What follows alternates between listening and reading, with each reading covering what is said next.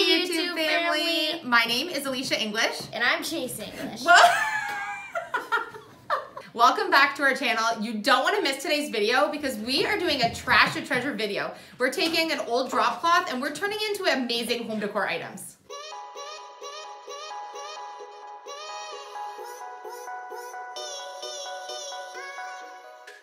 Today's video is going to be super cool because we're using painter's drop cloth to make custom pillows that you can put initials, phrases, and whatever you want on it. Which is super awesome because we're gonna break out the sewing machine today because Chase has been practicing his sewing skills and he's been working on some custom projects that he thinks are super awesome that we can put around the home or even have up for sale if you're looking at doing something for a handmade business. So this is a project that's easy to make. Chase, how old are you? 10.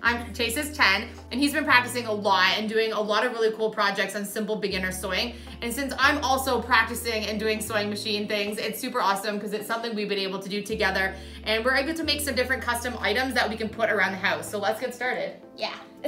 So the first thing we're gonna do is iron and get the fabric prepped so that we can actually do our monogram painting on the canvas.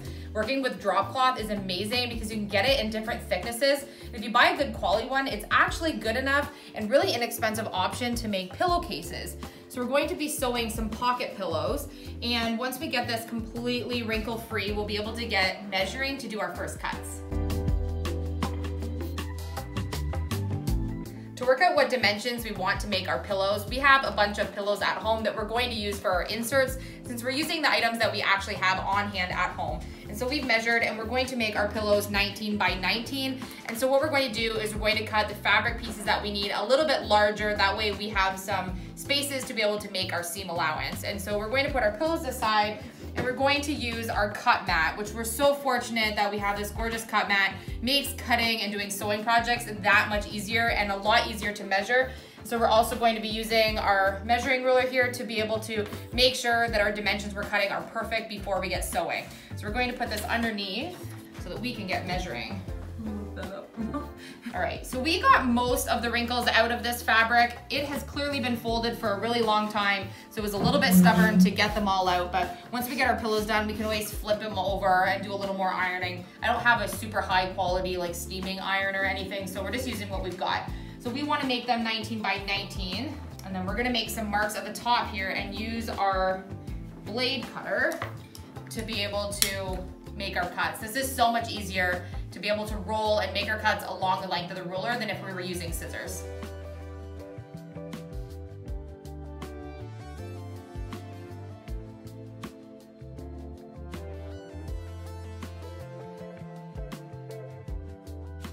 So we're making the same width because we are making square pillows.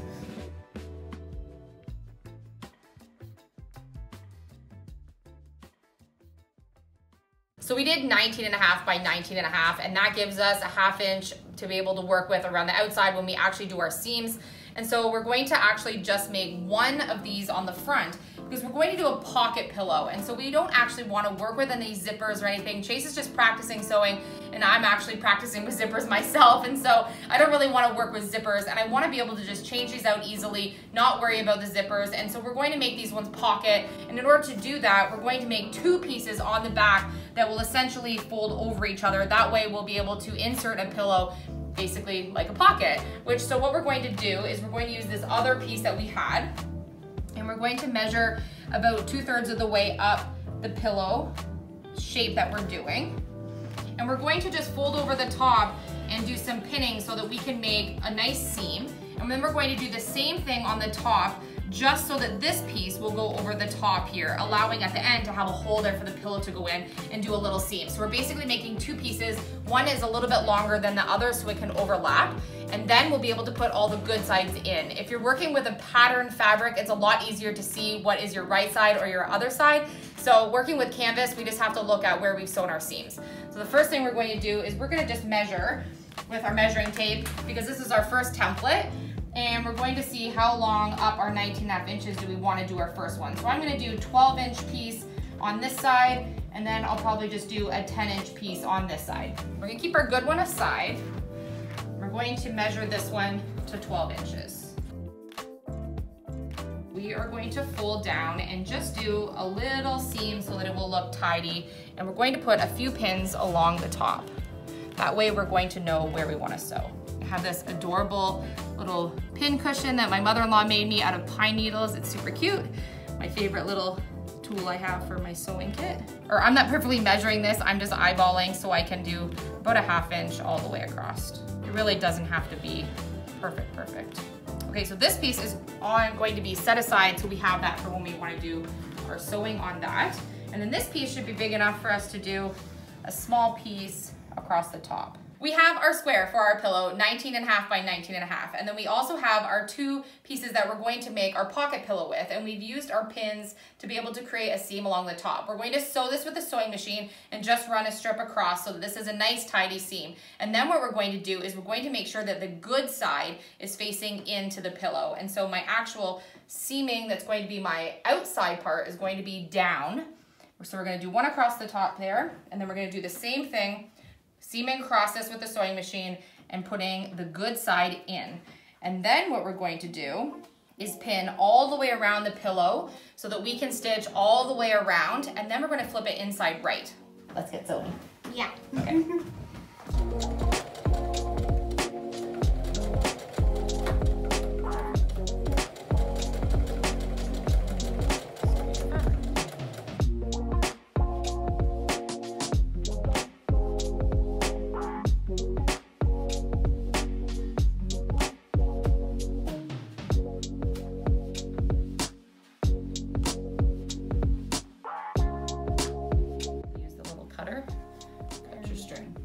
Or you can use scissors, right? But good job. High five.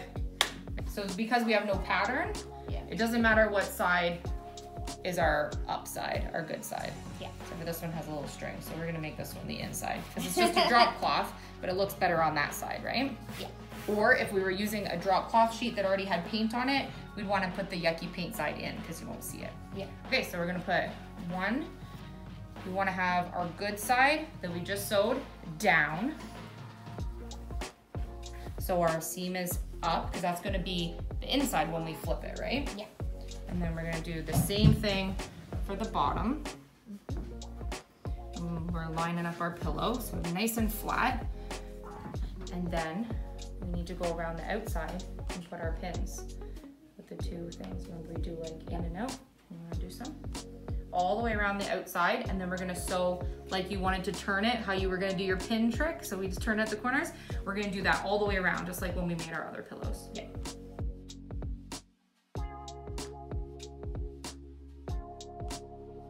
I now have sewn all the way around the square, and I'm going to reverse and put my pillow inside right. I'm going to use an object to be able to poke out my corners so that they're nice and triangular. And it's really nice because now I'll have a pocket space that I can actually put in my pillow, and then it will fold closed. No fuss with zippers or doing zippers on the sewing machine. This is like a much easier way to do it. So I'm really thrilled with this. So what I'm going to do is poke my corners, make sure they're nice and pointy, and then I'm going to insert a piece of cardboard because we're going to do some monogramming on the front of this pillow. I'm gonna head to my Silhouette Cameo 4 and create my stencil. If you're new to our channel, we've been renovating an old camper, and we've created a family logo that we've put on the side of it. We're now creating that logo and putting it on our pillow. Super fun project. We made a monogram logo that we put on the side of our camper, and it is like a compass and it has all of our initials on it. And so we thought it would be really cool if we could make a keepsake pillow that both of the boys could have inside the camper. So when they're older, they can have a piece of the camper. So we're putting our family logo on this pillow. So we're going to make a couple of these, one so each of the boys can have it when they're older. And so using my Silhouette Cameo, we were able to create a stencil. And so right now, Chase and I are just weeding out the vinyl that we don't need to create our stencil. And then we're going to transfer this image onto the pillow and actually use some black paint and stamp and sponge paint this image onto our pillow, which is why we put the cardboard in between. That way, if you're using a thinner fabric, it won't leak through to the back of your pillow. I'm gonna get weeding our initials there, and I'm gonna finish our compass.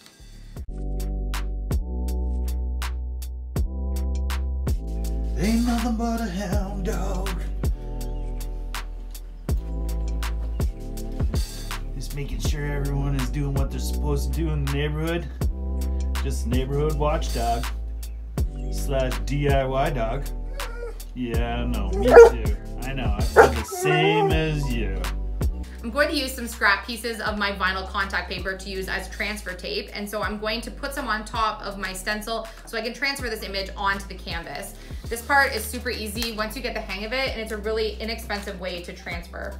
So I'm going to just put a couple of strips across, pushing it down firmly, and do it to the other side. I'm just gonna cut off my excess because I really don't need any extra. It just makes it a little more difficult to work with. All right. Once I have it pushed down firmly, I can remove this back paper. We have our stencil part of our compass here, and Chase was working on our initials, which we're going to put on after. And so I'm going to make sure that I can center this as best as I possibly can. I'm going to keep in mind that I have an initial to go on either side of the compass, so I want to make this as straight up and down as I can. All right, and I'm going to push it down once I have it in the spot that I want it, and then I'm going to remove my transfer tape.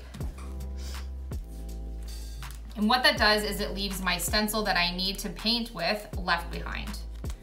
We have our pillow stencil all ready, and we're ready to start doing our sponging. And what we're doing is we're just using regular interior paint, and we're using a white wedge makeup sponge to be able to sponge on and do our monogram.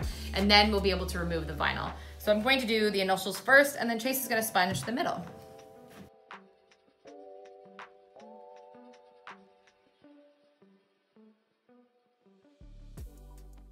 Moment of truth. We're about to take off the vinyl. Ready? Yeah. We're gonna take it off like a bad Band-Aid and hope that it's nice and crisp underneath.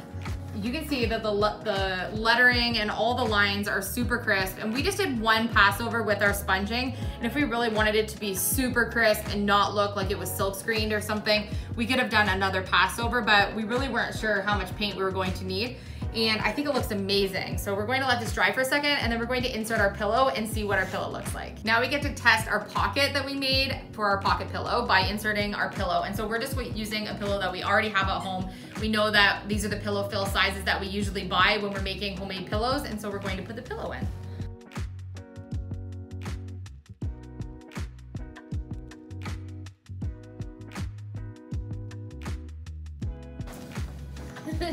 Are you helping? Oh, thank you.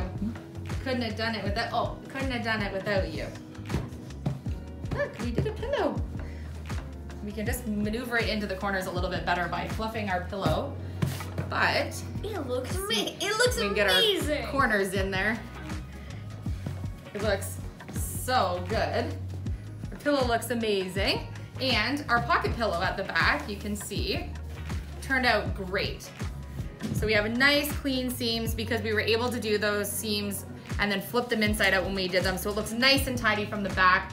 And then once we kind of maneuver the pillow inside and we get it into the corners, it'll be, kind of needs a little bit of playing with when you make the pillow, but I think it looks amazing. We did really good.